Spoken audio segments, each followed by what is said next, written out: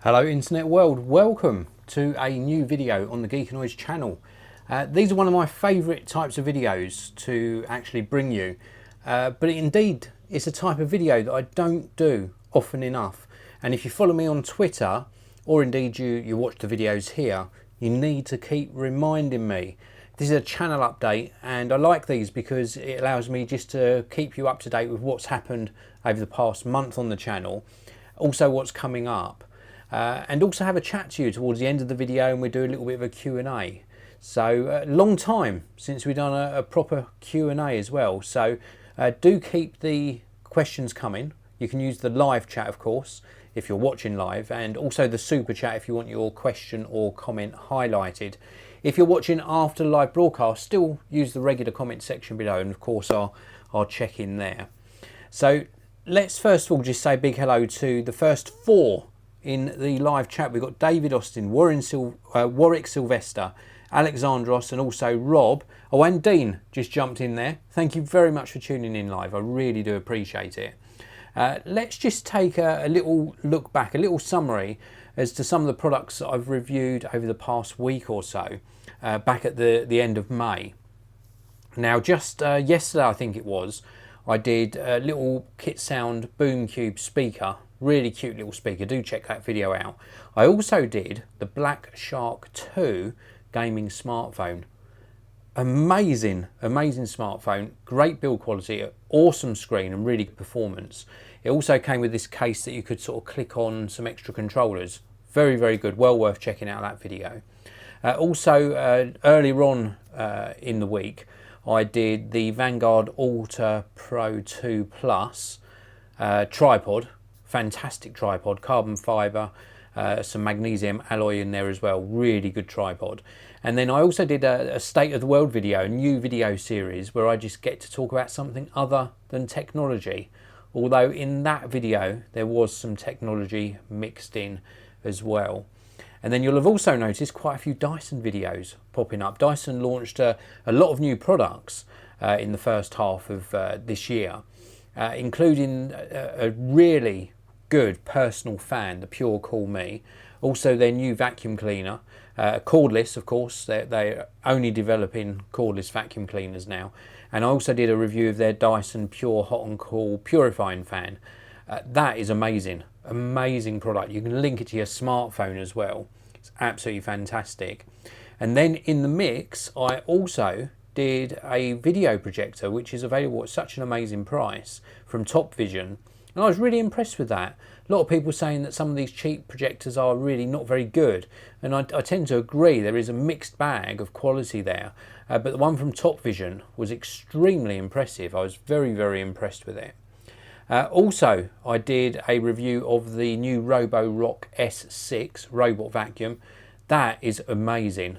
Very good product indeed. And then a charger from 12 South. What was it called? The something pick. You need to find it. It's a wireless charger that looks like a picture frame. Very cool product indeed. Before I go on to what's coming up in future videos, let's take another look inside the live chat. We've also got Elv, Mark, Mockton and William. Awesome, thank you for tuning in. I see a question from Warwick Sylvester. I will answer that later on in the video, a little bit later on. I just want to get the sort of housekeeping out of the way first. I've got a product box sitting here and another one over the back there, but this one, the Xperia 1 from Sony. I've only had this 24 hours, just unlocked it with my fingerprint there. Let's show you the speed of the fingerprint sensor. So the fingerprint sensor's on the side. Very good indeed. A little bit of a misread though on that first attempt. This is an amazing smartphone. A lot of interest in this. I've been asked so many times over the last 24 hours, can I bring my review? I've got to use the phone for a little bit first. So I'm going to bring you my review next week on this, but it is a gorgeous phone. Very nice. Quality, build quality is amazing. That screen, oh my goodness. And I've also done some testing on the camera over this weekend, and the camera produces some amazing amazing quality photos. In fact, let's give you a sneak peek of one of the photos that I took earlier. Oh, I haven't enabled, it's so new, I haven't even enabled auto rotate. Let's just enable that. We go back into my gallery, and there we go. One that I always like to take on these smartphones, Mr. Mackie. Brilliant photo. The camera on this is amazing. This is one of the best camera phones or phone cameras on a phone that I've tested so far this year. I'm really very impressed. I want to put this through its paces a little bit before bringing you the review. I think I'd probably have enough to talk to you about for maybe an update on Monday. I might do a little update for you on the Sony Xperia 1 on Monday. Also coming up, you can see over the back here, Amazon's Echo Plus. I know it's not a brand new product that's just out, but Amazon are going to be also sending me their Echo Show 5, the new product that's just been released. They're waiting for stock to become available. It's on pre-order at the moment, but the Echo Plus is there for me to start testing the Echo Plus and getting back into the Amazon ecosystem. I did share on my Geek Discounts Twitter some really good Echo Show 5 launch deals where you buy two and save some money, and some other combination sort of deals. If you don't already follow me, I'm going to put this in the live chat. If you don't already follow me, then please do follow Geek Discounts on Twitter. Every single day, sometimes multiple times a day, I hand pick some of the best tech and gadget deals, and I share them on the Geek Discounts Twitter feed. I also share them on Facebook and on the website as well. But if you follow Geek Discounts on Twitter, if you go and do that now, that'd be amazing. Then you can certainly keep up to date with some of the best deals that I find. Before I move on to what's coming up, apart from these two products, I'm just going to switch glasses. I've actually been struggling with my eyesight recently. These are my distance glasses, and I forgot to switch them out.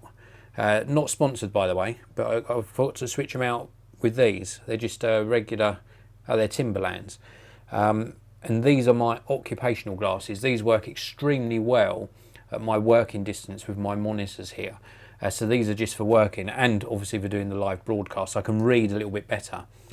So coming up over the next couple of weeks in June, we've got the Imuto Smart Battery Power Pack.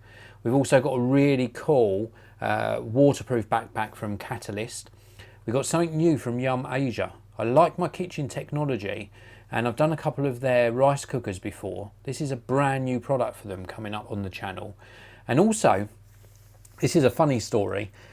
When it was April Fool's Day this year, KitSound put out a really funny April Fool's joke about a large portable Bluetooth speaker. And I think they called it the Digit XXL, or it might have been Triple XL Bluetooth speaker. They sent me an email and said, you want to take a look at the Digit XL? And I thought it was another joke, but alas, it's not. I've got that product in hand, and I'm really excited to bring you my review of that. I've also got some expanding camera bag reviews coming up from the likes of Vanguard, and plenty more besides. And also next Saturday, I'm going to be bringing you a review of an AOC, or AOC, 25-inch, 1 millisecond, 144 hertz gaming monitor. So that's really exciting. I've had a quick look at it over the weekend, and I'm very impressed so far. I'm going to do more testing, of course, and then bring you my review. Probably, I think it's next Saturday I've got that scheduled in for. And there's so much more coming up on the channel as well. Some really cool videos. So anyway, we're going to open up the video to questions now. So if you've got any questions at all, then please do ask away. I'm going to go back to that earlier question from Warwick Sylvester. Any thoughts on Apple updating the iPod Touch? Well, as we all know, Apple launched a new iPod Touch, and I was like, my initial thoughts were, like, why have they done this? Is the iPod Touch still relevant? Do people still use MP3 players instead of just using their smartphone? And I think it's a mix. I've got mixed feelings on it. One, I can see them appealing still to a younger audience. And two, I can see them being used maybe around the home, where you've got smart home devices and you maybe want to use an iPod Touch as a central sort of hub for something. But if that was me and I was using them for smart home devices, maybe for the family, I'd want an iPad mini, so a bigger screen to do that with. Or maybe I'd go with an Echo Show from Amazon. So I've got mixed feelings about it. And one of the reasons I think Apple may have done this is I think it's a stopgap product. They like to keep people's eyes on them. It's good marketing. And even if the product isn't as relevant, of course it's not as relevant as it was many years ago, just them bringing out a new iPod Touch gets people talking about Apple again. And it was an easy upgrade for them, you know, nothing much else changed apart from internals. So that's where I think they're at with it. I think it was just, you know, let's beef up the speed and give something to the people to talk about. We've got WWDC coming up, of course, very, very shortly, which I will be talking about after the event. Mark Nocton is looking forward to the Sony Xperia 1 review. Awesome. Stick around, Mark. That will be coming up very soon.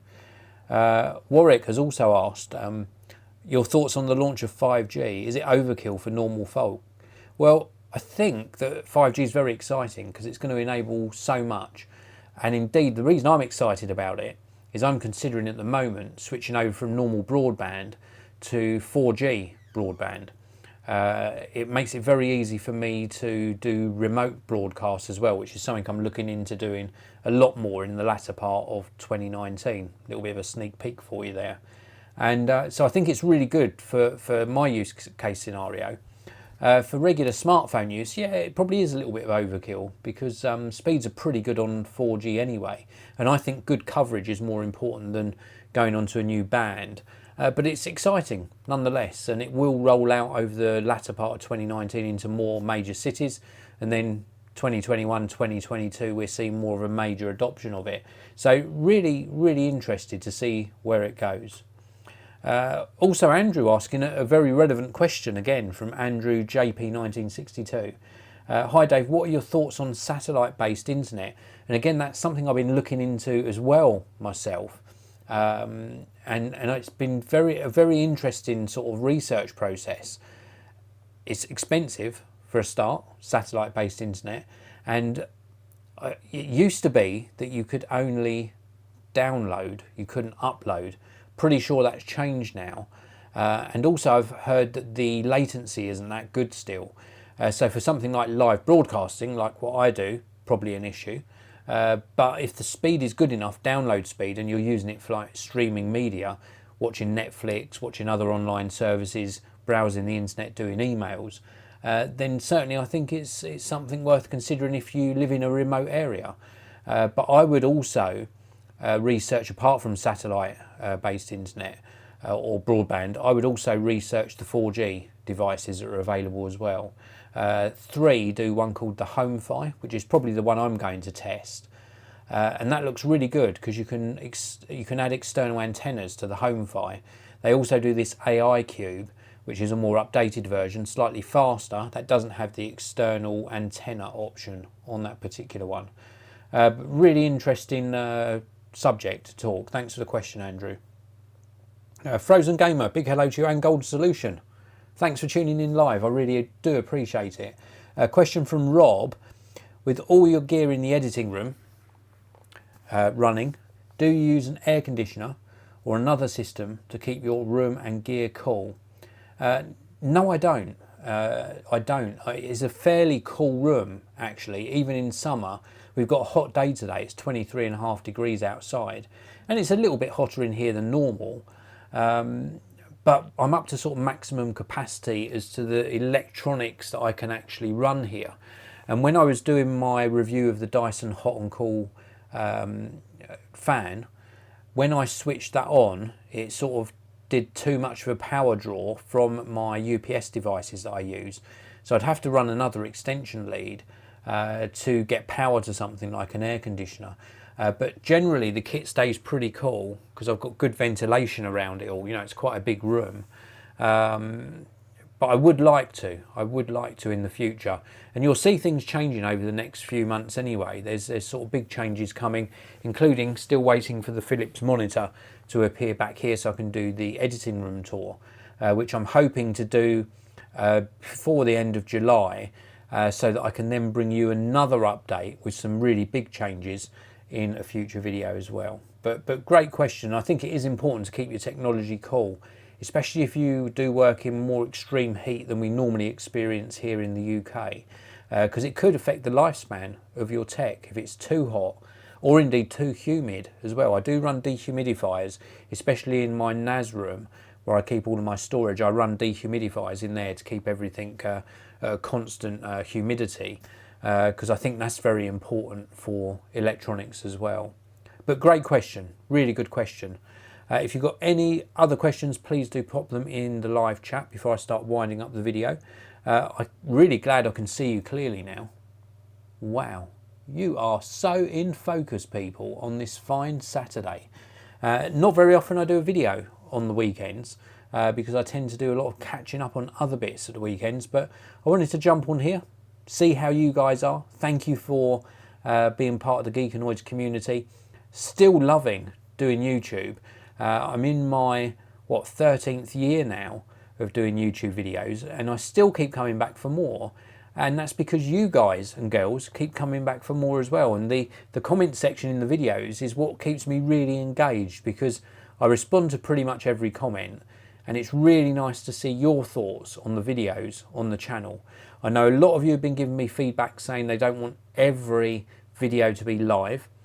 Doing live videos suits me down to the ground at the moment because I'm working on a lot of other projects in the background, but you do still get some pre-recorded ones sort of interspersed amongst the live ones. You still do get a few. I think on last count, last month, I did about 5 or 6 pre-recorded videos, and I do plan to do more over the coming months because I know some of you like to see the pre-recorded close-ups of products. Elv, what is the best phone you reviewed this year? I'm going to reserve that answer until I've done the Sony Xperia 1 review, because there's been some great phones this year. I haven't reviewed them all, but I want to reserve judgment until I finish doing my Xperia 1 review, because I'm so far in the early days of reviewing this, I've been very, very impressed. I did review the Xperia 10 and 10 Plus.